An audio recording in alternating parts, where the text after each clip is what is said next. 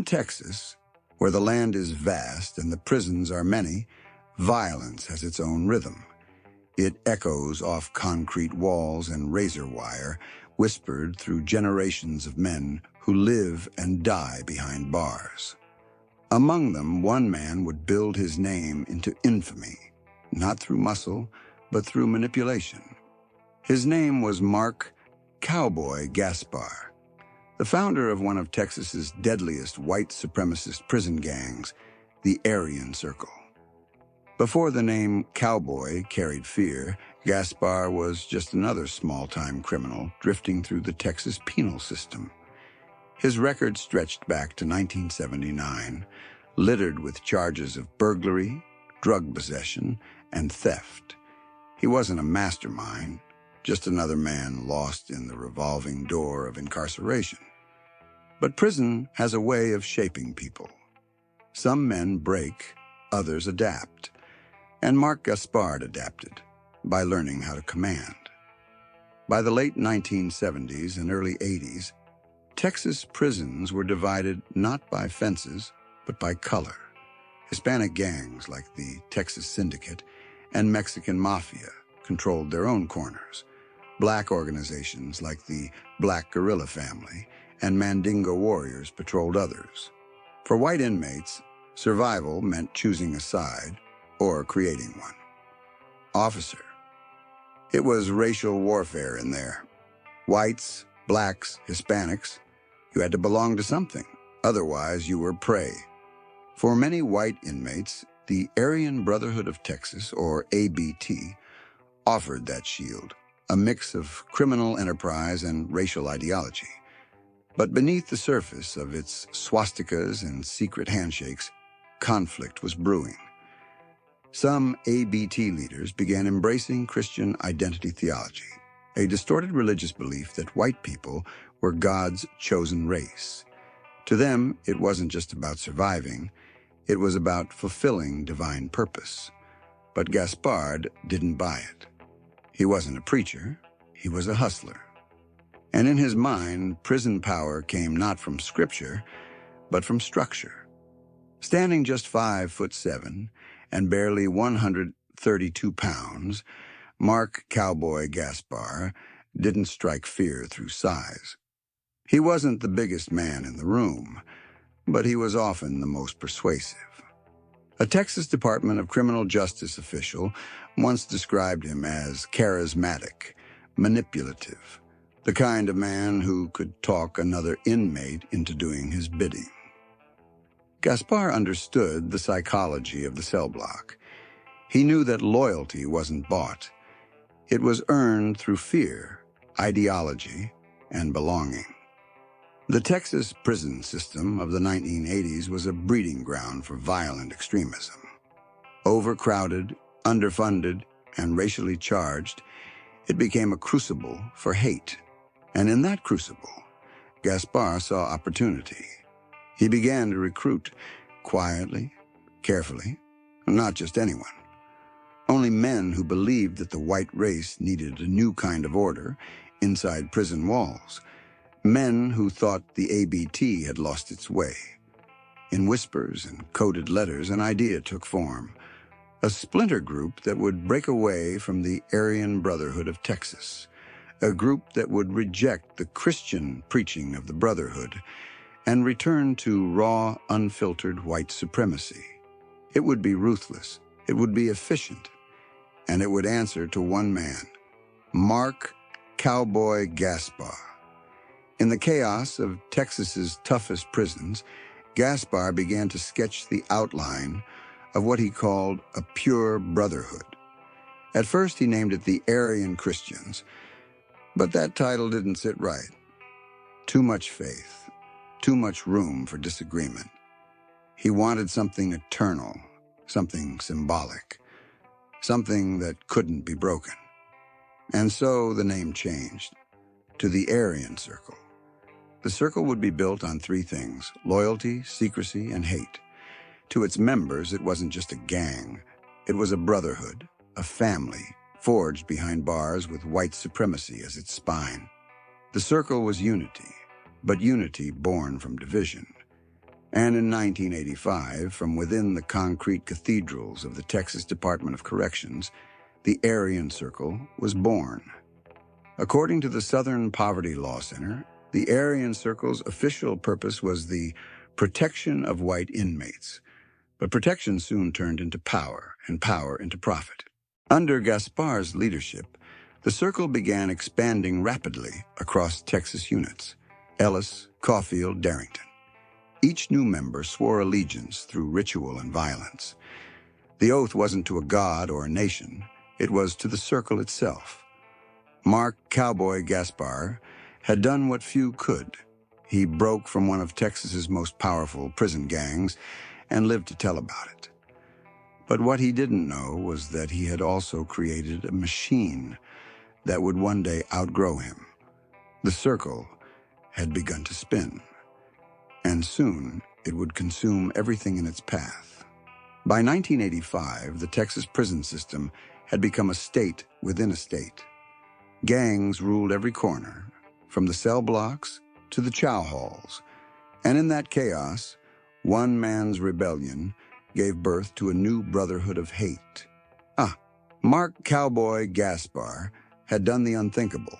He turned his back on the Aryan Brotherhood of Texas, the most feared white prison gang in the state. But this wasn't a quiet departure. It was a declaration of independence. The Aryan Brotherhood of Texas, or ABT, had long claimed to be the shield for white inmates. But by the mid-1980s, its priorities were shifting. Some of its leaders embraced Christian identity, a twisted theology that dressed racism in religion. To Gaspar, this was weakness, philosophy over power. He wanted something different, a brotherhood that worshipped nothing but its own survival. A BT's getting soft, preaching sermons while the Mexicans run the yard. We need our own circle. A real one. In the darkness of prison cells, a new name began to circulate: the Aryan Christians. It was Gaspar's first attempt to define his vision: a small, disciplined crew united by white identity. But it didn't take long for the name to fall apart. Too many members questioned the Christian label. Some didn't care for religion at all. They wanted a gang, not a church. So Gaspar changed the name. He drew inspiration from the shape that never ends, the symbol of eternity. He called it the Aryan Circle. The circle stood for unity, for purity, and for power. It was a closed system. No outsiders, no weakness. Where the ABT sought divine justification, the circle sought domination. They weren't bound by holy text. They were bound by hate, loyalty, and survival. Gaspar wasn't a loud guy. He wasn't a fighter like some of the Aryan Brotherhood types, but he could get people to follow him.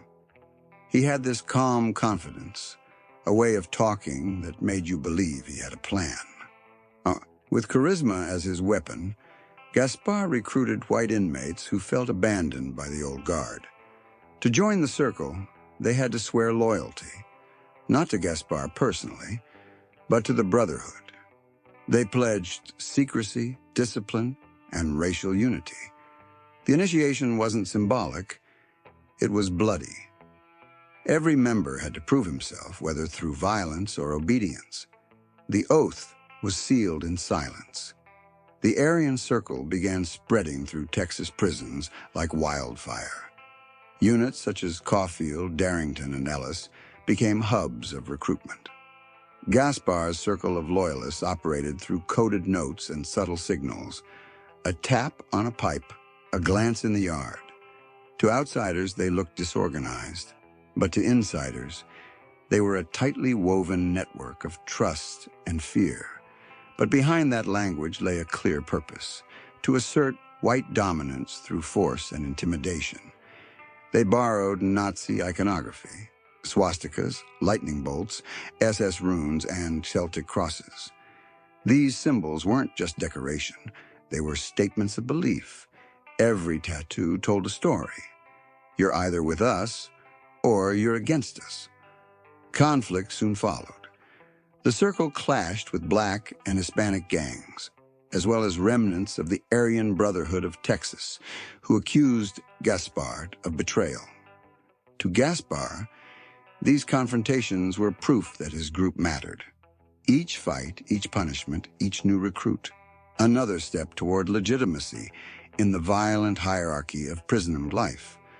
Violence wasn't just survival, it was ritual. The circle enforced discipline through intimidation. Snitches and defectors were marked for attack. And while blood spilled on the cell block floors, Gaspard's reputation grew. To his followers, he was a visionary. To his enemies, a traitor. To the prison system, a growing threat. By the late 1980s, prison officials recognized the Aryan Circle as a security threat group, an official label reserved for the most dangerous organizations behind bars. Their numbers were small compared to the Mexican Mafia or Texas Syndicate, but their violence was strategic, calculated. Gaspar's philosophy was simple. Strike quietly. Spread quietly. Control completely. From a handful of men in one unit, the Aryan Circle multiplied. They built alliances, ran protection rackets, and smuggled drugs and weapons. Every act of defiance against the system made them stronger and made Gaspar's legend grow. In the violent caste system of Texas prisons, he had achieved what most men only dreamed of: power without size, respect without mercy. He had founded his own empire within the walls, one built on ideology, fear, and the promise of belonging. But like every empire, cracks would soon begin to form. The circle was growing, and with growth came greed, violence, and betrayal. Gaspar had built something far greater than he could control. Mark Cowboy. Gaspar had drawn his circle, but soon that same circle would tighten around him. By the early 1990s, the Texas Department of Criminal Justice had become a breeding ground for gangs. The Aryan Circle, once a small, secretive brotherhood born from rebellion, was now a force of its own. Inside the cell blocks, its symbols marked doors, skin, and loyalty. Every AC tattoo was both an identity and a warning. We protect our own and punish betrayal. Under Gaspar's blueprint, the circle began to evolve. No longer just a survival group, it became an organization. Structured, ranked, and ruthless, each member held a role. Majors oversaw entire units. Captains managed smaller circles. Prospects proved their loyalty through acts of violence. To rise in rank, members had to earn their ink, and often that meant spilling blood. Ex-member. They tell you, you want that patch? Go handle business. That meant somebody had to get hurt or disappear. Every attack sent a message. Every kill reinforced the circle's authority. In the violent ecosystem of Texas prisons, the Aryan Circle had become a predator, hunting its enemies and feeding on power. But the circle's influence wasn't confined to the fences anymore. As members paroled out, they carried the creed with them, spreading Gaspar's doctrine across state lines. By the mid-1990s, the Aryan Circle was active in federal prisons, county jails, and streets across the South. Methamphetamine trafficking became their lifeline, the gang's primary source of revenue. Members built networks with outlaw motorcycle clubs and white power groups using coded communication to run business from behind bars. They weren't just tattooed thugs. They were organized. And we started finding kites, coded letters, linking inmates in 4 different states. They were talking shipments, payments, discipline. It was a business the Aryan Circle began to operate with military precision. Its constitution, handwritten and passed secretly between members, outlined rules, ranks, and punishments. Disobedience meant discipline. Betrayal meant death. And above all stood the blood oath, a binding promise of silence and allegiance. The blood oath was the circle's foundation. New recruits swore to protect the Brotherhood with their lives. If they broke the code, the circle would break them. This unrelenting loyalty transformed the gang into something far greater and far darker than what Gaspar had imagined. Even behind bars, Aryan circle leaders controlled the outside world, ordering drug deals, assaults, and executions through coded messages. Some members used girlfriends or family members to move meth, launder money, and deliver instructions. What started as prison protection had evolved into organized crime. By the turn of the millennium, the Aryan Circle ranked among the most dangerous white prison gangs in America. Law enforcement described them as a hybrid between a hate group and a cartel. Their enemies weren't just rival gangs anymore, and they were anyone who stood in their way. But with power came instability. Different factions within the Aryan Circle began fighting over money, territory, and control. Some wanted to expand alliances with biker gangs. Others wanted to maintain ideological purity. And at the center of this storm stood the man who had started it all. Mark Cowboy Gaspar. To his followers, Gaspar was a prophet. To his critics inside the gang, he was old school, too focused on ideology, not profit. The new generation didn't care about racial philosophy. They wanted money, power, and chaos. The Aryan Circle was mutating from Gaspar's ideological brotherhood into a violent corporate syndicate of hate. Federal authorities were closing in. Throughout the late 1990s and early 2000s, investigations linked the Aryan Circle to murders, drug trafficking, and weapons offenses across multiple states. Every new case revealed a pattern. Violence wasn't random. It was ordered. Each attack was sanctioned under the Circle's code. The Aryan Circle's reach stretched far beyond its Texas roots. From Louisiana to Mississippi, from federal lockups to rural towns, the Circle became the unseen hand of white power crime in the South. But success came with a cost. And for Mark Cowboy Gaspar, that cost was his crown. By the early 2000s, Gaspar wasn't running the show anymore. The guys he trained were running him out. They saw him as outdated. He wanted ideology. They wanted income. In time, Gaspar's authority crumbled. He had created an empire built on hate. But now, that hate had no master. The Aryan Circle was thriving, but its founder was losing control. In the brutal logic of gang life, power never lasts forever.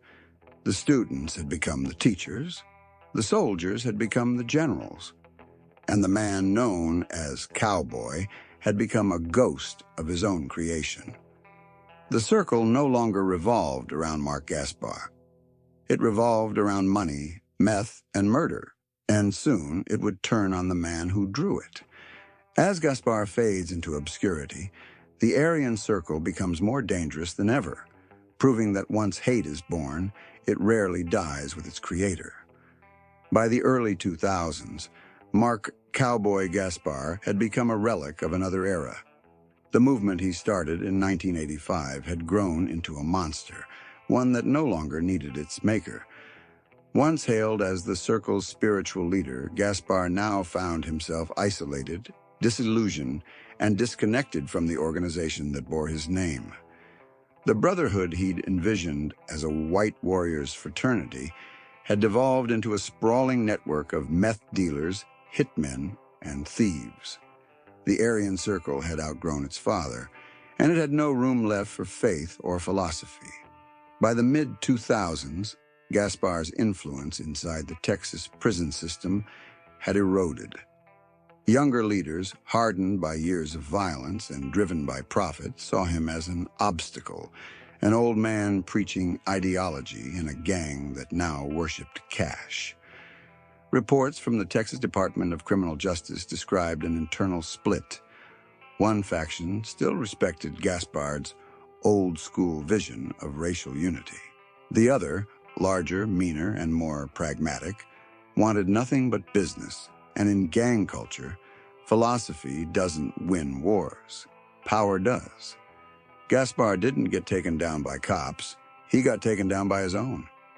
He didn't evolve. The circle did. It became a machine, and he wasn't the one driving it anymore. Somewhere between conviction and chaos, the founder became irrelevant. He no longer controlled the organization's flow of drugs or the sanctioning of hits. The cowboy, who once inspired loyalty through fear and charisma, was now just another name, whispered in stories by men who barely knew him. Inside the circle, power shifted to new hands. Men like Randy Monster Hamrick and James Jimbo Clark began consolidating control, using violence to silence opposition. Under their leadership, the circle entered its most brutal phase yet. The Aryan Circle was no longer a Texas problem. It had become a federal one. By the early 2000s, indictments poured in from the FBI, the DEA, and ATF. Dozens of members were charged in sweeping racketeering cases across multiple states. The organization Gaspar had birthed behind bars was now being prosecuted in Washington. And while his protégés faced life sentences for conspiracy and murder, the man himself had already drifted into the background. After nearly 3 decades of revolving through Texas prisons, Mark Gaspar was released under parole supervision in December 2007. He was 49 years old.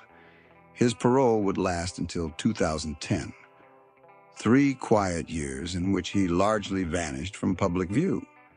The Texas Department of Criminal Justice still listed him as a security threat group affiliate, but even officials admitted, Cowboy ain't calling the shots no more. After decades of control, chaos, and confinement, Gaspar walked free. But the world he re-entered was not the one he'd left behind. His name had been replaced by newer legends, gang bosses who ruled through terror, not ideology. The Aryan Circle continued to expand, now with hundreds of members across state and federal systems, tied to murders, assaults, and meth operations from Texas to Tennessee. Gaspar, meanwhile, was a ghost. Even after his departure, Gaspar's legacy refused to die. The gang he founded kept killing in his name.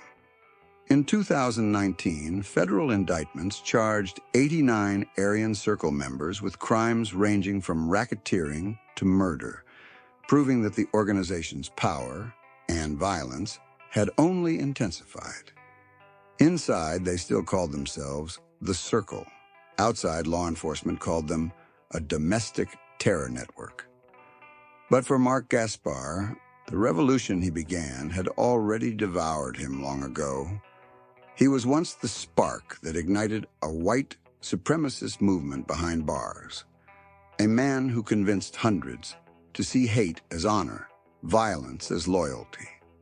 Yet when the dust settled, all that remained of Cowboy was a name on paper, the ghost of a founder in a world that no longer remembered his voice. No books, no interviews, no redemption arcs, just silence. Ex-member. I never met Cowboy, but I heard about him. They said he started all this. If that's true, then he built a storm he couldn't control. Gaspar's fall was quiet. No gunfights, no last stand, no cinematic ending. Just a slow fade from power drowned out by the violence of his own creation. But the ripples of that creation still echo through America's prisons today. The Aryan Circle remains one of the most violent and active white supremacist gangs in the country. Its members still pledge allegiance with blood. Its code still preaches loyalty, silence, and hate. And at the very heart of that code lies the original sin of its founder, Mark Cowboy. Gaspard thought he was building protection. He ended up building an empire of hate. The circle turned his name into legend, and his dream into a warning. Inside the endless cycle of prison power and violence, every empire eventually eats itself. And the man who once ruled the circle learned the hardest truth of all. Once you draw the line in hate, you can never step back across it. Mark Cowboy. Gaspard, founder of the Aryan Circle. His name may be forgotten to most, but the shadow of his circle still turns.